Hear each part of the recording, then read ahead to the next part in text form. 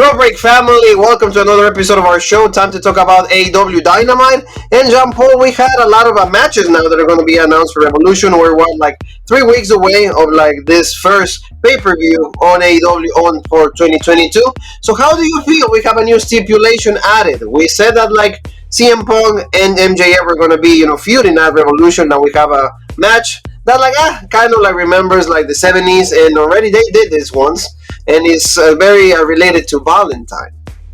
Yeah, I mean, with this Dynamite tonight, I thought overall it was a good show. A couple segments here and there, maybe could have tweaked a little bit, done that different, and some stuff was just flat out rotten on this show. But the match, we might as well just get into it. Here with CM Punk, MJF.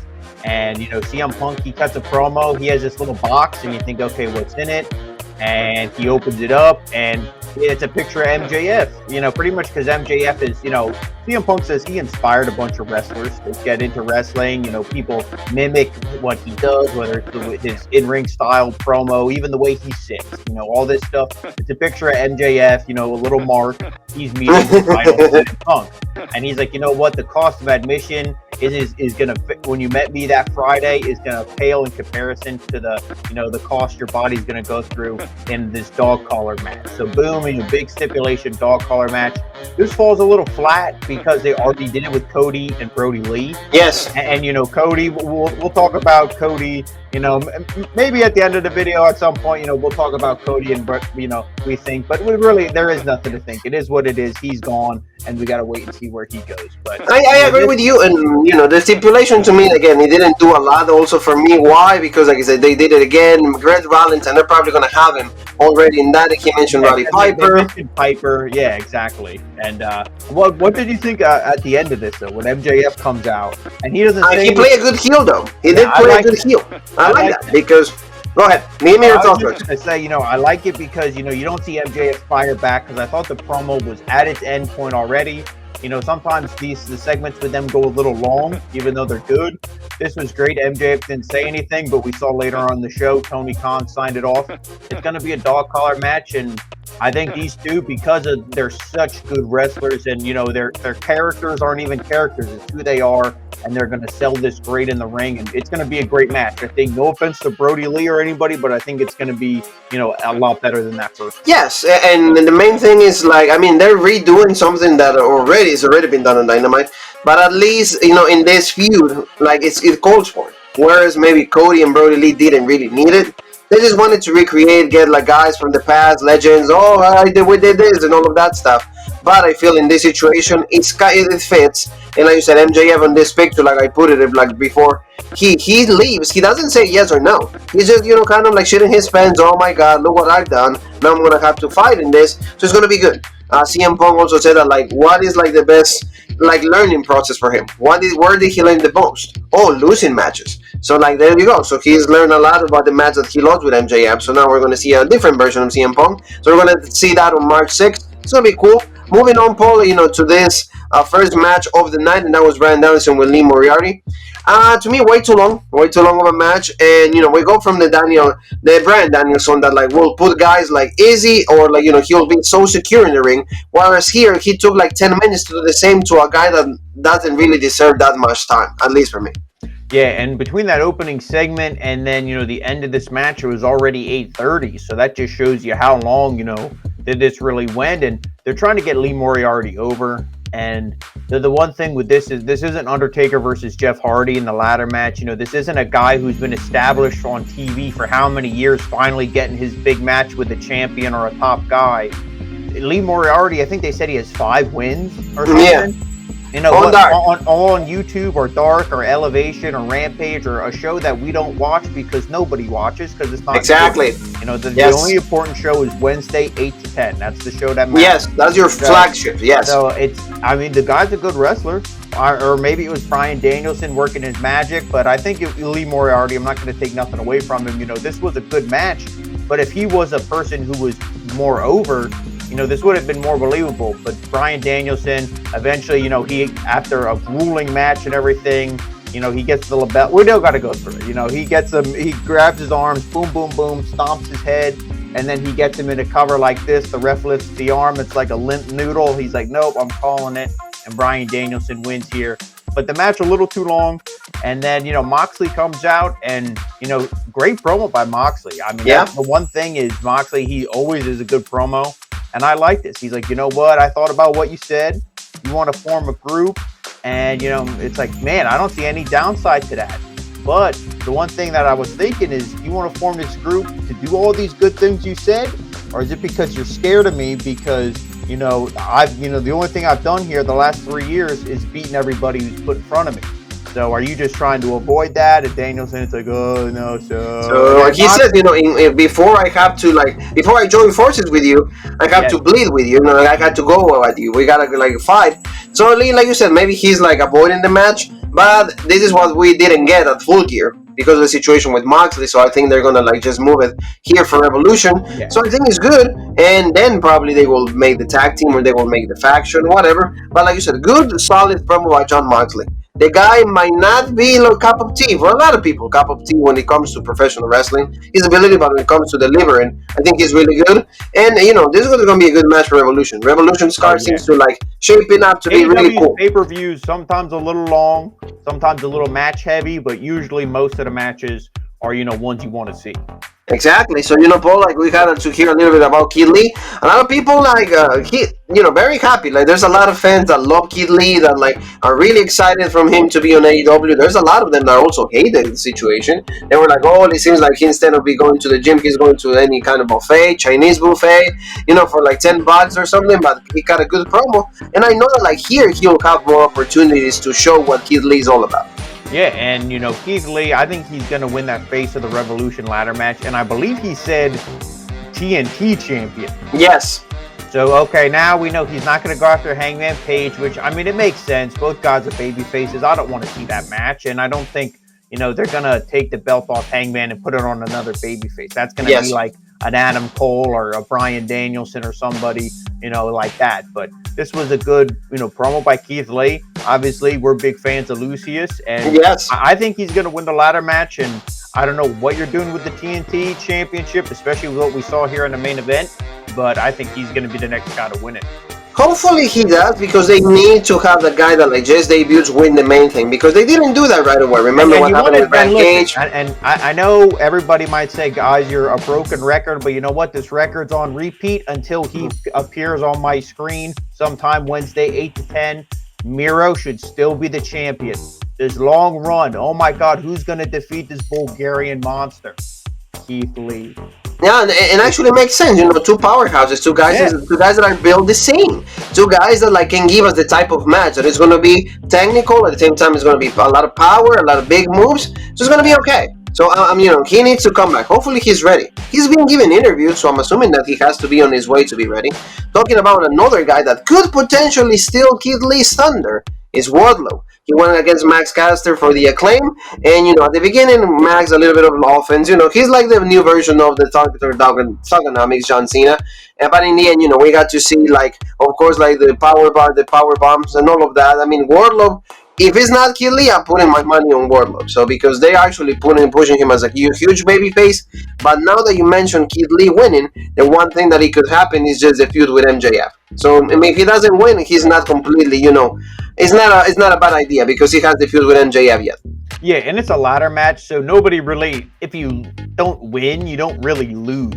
You're not getting your shoulders pinned. It doesn't really hurt you in that aspect. At least I don't think so, unless, you go, if there's an embarrassing spot in the match or you get buried or something. But speaking of getting buried, this could have been any other jobber. I know Max Caster is at least a name, and obviously you wouldn't want to put a jobber having an opportunity to get in the ladder match, but it shouldn't have been somebody who's in a tag team. That's all I'm saying. This should have been a singles guy, not somebody in the tag team, because you should be pushing Caster and Bowens in the tag division instead.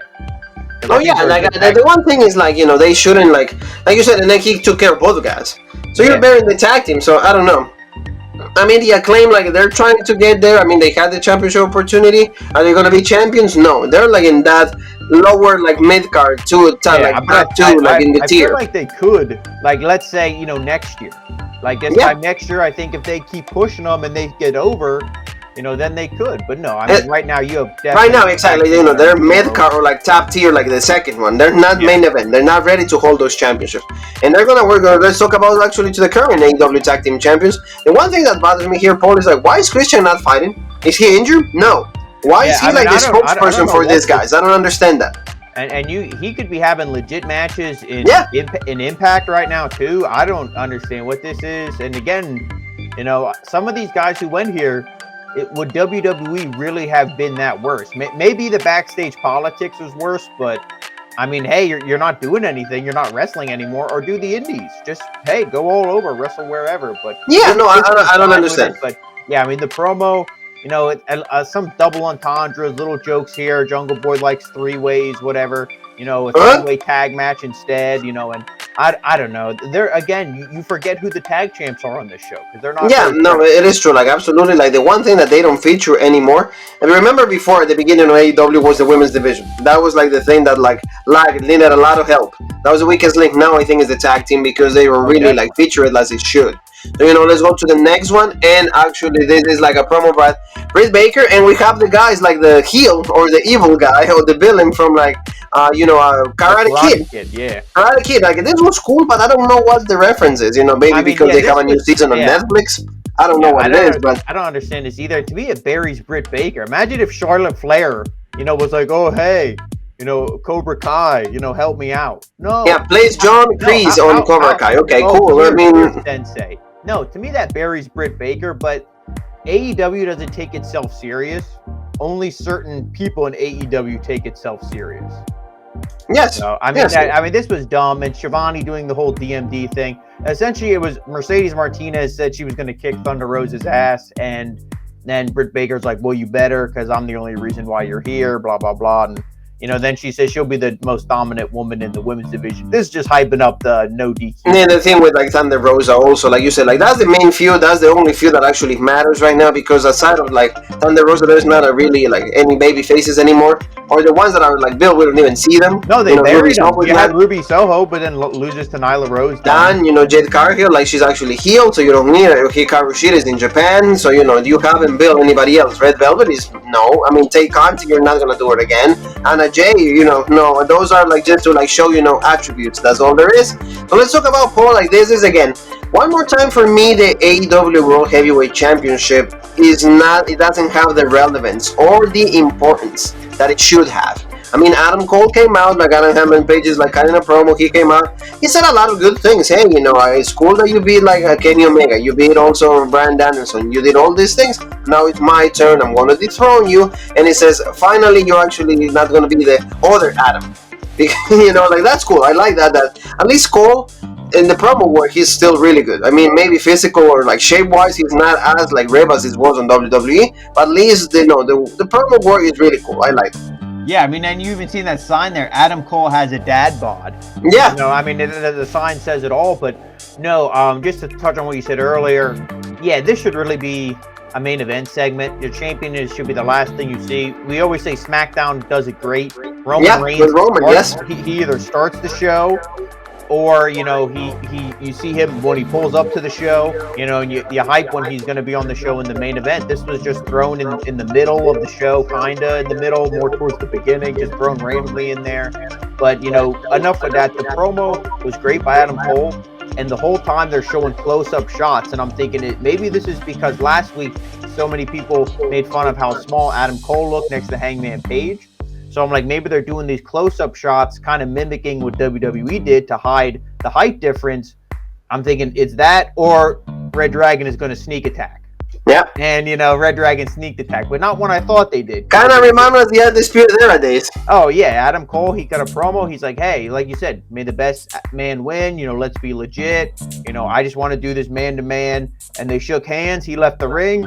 Red Dragon sneak attack. Adam Cole comes back. They start beating him down. A bunch of referees, they finally come out to try to make the save. Red Dragon throws them off. They start beating him up. Dark Order Number comes 10 out, makes the save and everything. And, then you see the Undisputed Era, whatever you want to call them, they kind of retreat. And we're going to see this match, on Rampage. And Rampage, that has a special time. So 7 Eastern, maybe Rope Break will cover it. We don't know yet, no promises. But So Yeah, special exactly. project. No, I like that. Yeah, I like yeah, that. but we gotta wait and see. Maybe Jean Paul's feeling frisky. Who knows? But I mean, this was a good segment. But again, should be main event. I don't understand why. Yes, is your main title. Is your main storyline. I don't care how shitty the champion is. In this case, it's not shitty, but especially when there's all the talks of people saying, "Ooh, Hangman doesn't feel like a main event champion." You want to know because how you you don't make book it like that. You want to know how you make someone feel main event? You could put Ric Flair on any segment and Ric Flair is going to feel main event. Yes. But Hangman Adam Page doesn't have that charisma. So put him in the main event of your show so you make it feel like it's something and also getting used to it, groom the guy, build the guy in this kind of way so he understands. And not that he understands, but like he's getting used to be the main event. So maybe he changed a little bit of his delivery, he changed a little bit of like the way that he moves, he talks. So that will be a lot better for Adam Hangman Page. What do you think about the promo after that? Because Adam Cole is like kind of trying to get these two groups in the same page, and that's the Young Bucks. Of course, they're happy that Cody's gone, and then we had to see the Red Dragon. And they said that like next week there's going to be like a triple, also like match, so like to determine like two number one contenders, or like what is going to be the tag team titles at Revolution. So the Young Bucks is like, hey, you know what? It's a good opportunity for us to get our titles back. And then Red Dragon is like, or maybe we will win the tag team titles. So like you see, they need to get in the same page. So they keep playing that story, or like that narrative that like, hey, they don't really like each other, they don't want to hang out with each other. Yeah, and see, now the way you said it made that whole feud and everything so much tolerable. But when you actually listen to their promos and them go back and forth about having kids and babies and being good dads, and it's like, what the fuck does this have to do with literally anything that's going on? And Adam Cole's even like, guys, shut up. They both go their separate ways. And then Brandon Cutler on the camera, he's like, hey, Adam, he's like, who are you going to follow? And I mean, again, if it wasn't so corny and so stupid, that would actually be playing on the feud. Is he going to go follow the Young Bucks, or is he going to follow Red Dragon? But they sell it so shitty, you don't even care. And this was in the show, this was the first, wet fart. This was the first stinker, I think, so far of the show. Everything it's true. Point was pretty good. True. I agree. And like you said, it's because if Brandon will be like different, he'll say, hey, Adam, which way are you going to go? He's like, hey, man, which way are you going to go? So Cole is like, oh, shit. And the whole time, the guy's been presented as a loser, never won a match. He wears the face mask. He has the spray cans. I mean, come on. Exactly. That, to me, like, that's how, like, he should really be selling that, like, that way we can, like, also, like, in the same story within that. It shouldn't even be him. There should be a backstage interviewer, don't they or like the NXT UK guys, Yeah, somebody like that. You don't know them, but, like, don't you think that will present another element into the story? Like, which group is that actually Adam Cole really supporting or rooting for? So that would be really cool. So tell me a little bit about this match. Santana and Ortiz, Pride and Powerful going against Chris Jericho and also Jake Hager. This was okay. Jericho didn't look that bad. There was a lot of good action. The only thing, again, for me, the face paint in every single match takes away the importance, or at least the coolness of the face paint. But despite of that, like, they actually got, like I said, a pretty decent match. Eddie Kingston was back also, so he was all like just trying to help Pride and Powerful. So the storyline, and we said this, then the match of Revolution is going to be Jericho against Eddie Kingston. A lot of people, all the main event guys, are trying to help out Eddie Kingston to reach to that level because they know that promo work is right there. Maybe his ability as a wrestler, he's not as skillful as other people will be, but at least story-wise, he's good.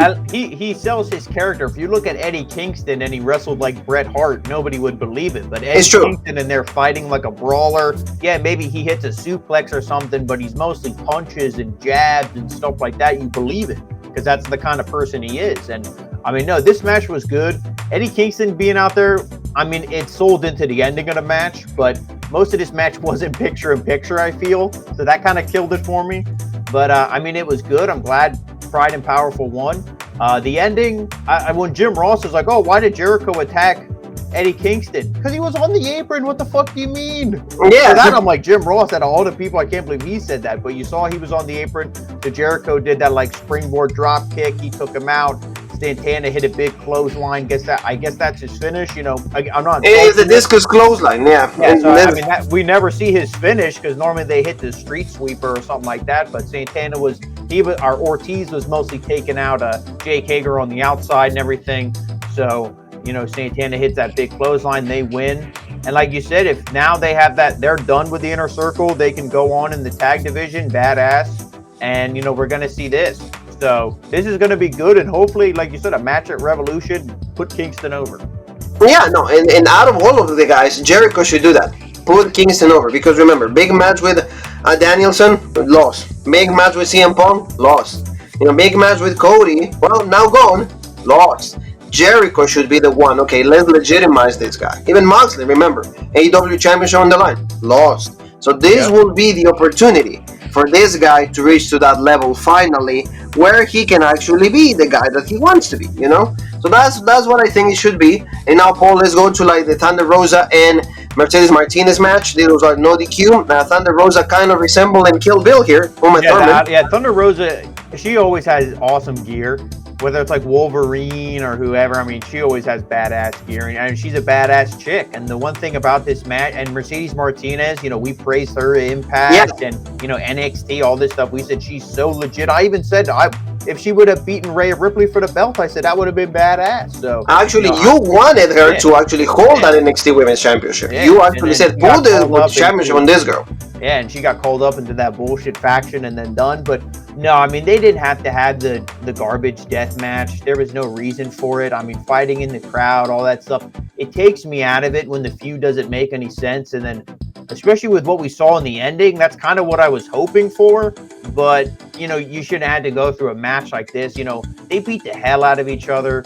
And it's for what? It's, again, one of those things where Thunder Rosa, she's an MMA fighter. So, she's taking punches and kicks and everything. And she had the, brutal match with Britt Baker, another brutal match here. I'm sure she's done it all her career. And you think, man, is that really worth it? Again, I say the same thing with Bea Priestley. I said that for Mercedes Martinez, you got always good matches, but you never win. Like when is it going to be your moment? When is it going to be the opportunity for you? Thunder Rosa, obviously she was going to get the win. She needs that momentum going against Britt Baker. Then after the match, you saw Britt Baker, her whole squad came out. The Sensei, the Cobra Kai, again buries the whole thing. Her again. Yeah. And then they go in there, they start beating up Martinez. And but before that, they showed the sign of respect. Thunder Rosa and her, where they kind of like held each other's hands, like shook hands, whatever. And I'm like, okay, you know what? These as a group, okay, now because Britt Baker has Reba, she has Jamie Hayter. How can Thunder Rosa beat 3 women? Well, when she has a fucking monster like Mercedes Martinez with her, then there's a chance. Yeah, so I mean, hey, this is a good little group here, a good little stable. And maybe Martinez, hey, she can go after somebody like a Jade. Because now Martinez is babyface. If she was Thunder Rosa, now she's babyface. Boom. That's something you can do. That will be easy how you just booked this. And especially because what did we say a few minutes ago? There's no baby faces. There you go. You have one. Give her the chance. A babyface who's just as tall as Jade, just as strong, just as powerful. And much better wrestler. And not saying anything bad against Jade. I'm not throwing shade here. I'm just saying more experience. So what does more experience translates to? Oh, it's going to be a better match because he can carry, and whatever like Jay messes up, all right, then we can actually have a legit match.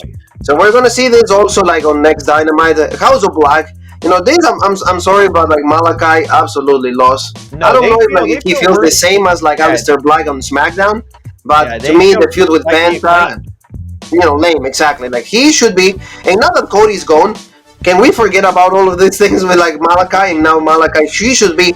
After Adam Cole, it should be Malachi, the one that goes after Adam Hangman Page. No, I mean, he's like I said. No, they feel like the Acclaim. They feel like, to me, just a mid-card tag team. They have the spooky gimmick, but it's not over. How? I mean, to me, it's just like, okay, these are just 2 guys who are trying to be spooky, and nothing is over. Nothing feels legit, and I don't know if it's them. I don't know if it's just the booking of the show, how nothing is believable most of the time. Or if it's just that. It's how you present it, like you said. It's how you present it. It's just really because it's indie, and indie doesn't really translate great into like national television or national exposure. No.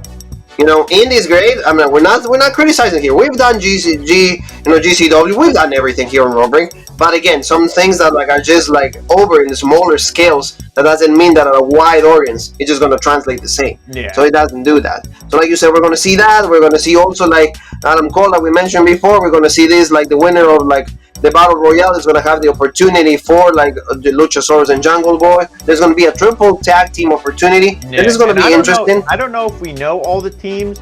I mean, they're probably going to book it so shitty because the Young Bucks are in charge of the tag division. It'll probably be them and Red Dragon. But I would love Yes, to see you're already Santana. saying it. It is going to be them. But I would love to see Santana and Ortiz be one of the teams. And I mean, yeah, Red Dragon. I mean, yeah, do that. That would be legit, you know, because, okay, establish Red Dragon, get them over. Santana and Ortiz just had this big win, you know, build their momentum. But it'll probably, like I said, because they even said. What about FTR? You know what I mean? There's so many groups. They said, oh, we're both in different matches, so, you know, oh, maybe we'll win the one and you'll win the other. And then we'll see each other at Revolution. So we'll see about, like you said. And but let's see how they book that. Also, like, Switchblade! Jay White going against Trent Beretta. A lot of people shitting on Switchblade.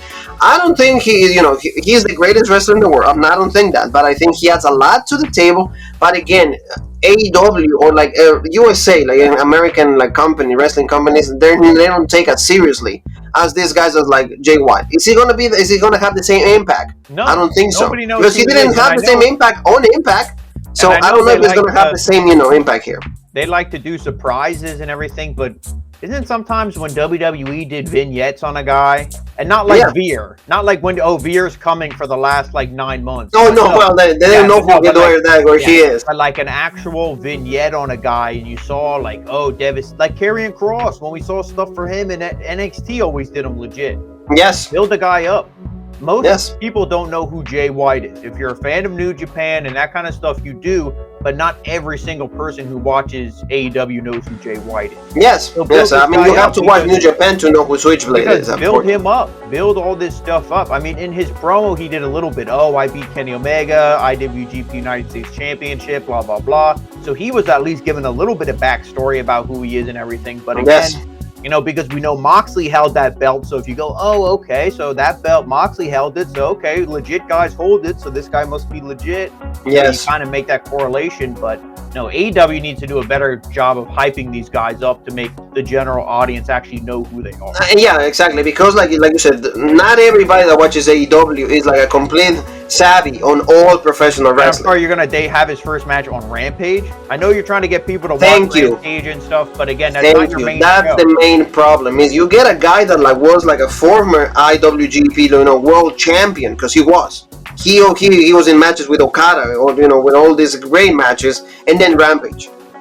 That for me already. You're saying the guy like, I mean, he was on Impact, and I'm not shitting on Impact. We love Impact, but if you go from there to AEW, it should have been AEW first all along. I mean, that's at least for me.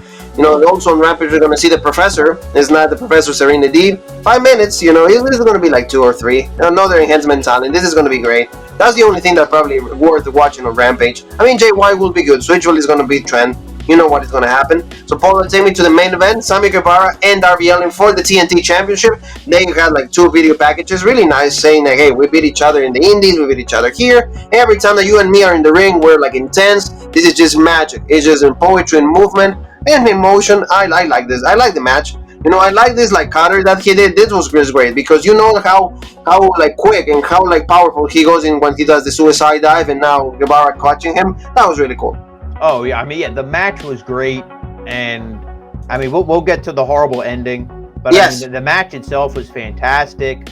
There was a spot in picture-in-picture, which sucked, but Guevara, I don't remember what the move is, but a big move, but he hit his knee, so his knee was done, and then after that, Darby Allin just kept going after the knee, so that was the story. Even though these guys, they like to do a lot of moves and high flying, a lot of spots, they also told the story in the match, and that was great too. And Darby Allin is so good, and like you said, he got the offense. He hit all of his moves. He hit the big stunner. Sammy rolls out of the ring. Oh shit, Darby charges up for his big dive. Boom, that cutter. Okay, now Guevara's back on the offense and everything, and the match was going, and it was so good. And then done. And this was awful. This killed it. The distraction. You see, what's his name's out there? Jose. You see Jose. Sting takes him out. Sting. Not allowed by Sammy to hit like the GTS or like, and then 1, 2, 3, he retains the championship. But that's not the main thing, because then Matt Hardy, did he say Jeff Hardy? Correct me if I'm wrong. Did he say Jeff Hardy? I didn't hear, because when I saw all the, they attacked Darby Allin when he was up on the turnbuckle or whatever happened, all the interference that I knew was going to be a fuck finish. I knew they were just setting up for probably a triple threat at Revolution with Andrade, and then these two. And I mean, I was barely paying attention, to be honest. This, to me, this was just bad. I hate it. Matt Hardy, I mean, unfortunately, the only thing he's good for now is being Jeff Hardy's brother. He does, when Jeff debuts, they just need to do the tag team and just do that, because I'm so sick of seeing him just do this bullshit. Just this, I'm going to interfere. He needs to go back to just be a more interesting wrestler. He doesn't have heel heat. He has get off my TV heat. Unfortunately, Matt, this new character that he has is not going over well. Being like this business person. At the beginning, maybe, but everybody wanted to see the broken gimmick. Unfortunately, the pandemic completely destroyed that. They tried to pretend, they tried to play it out as best as they could. It didn't work out that way. But like you said, this is Andrade. Let's see the opportunity. Maybe he will win the title. But again, this also the way he's presented as the guy with money and all of that. Not going really well for me. And like you said, we'll see what happens. The only thing I'll say is if you put the title on him, it's hot potatoing, boom, boom, boom, until it gets to Keith Lee.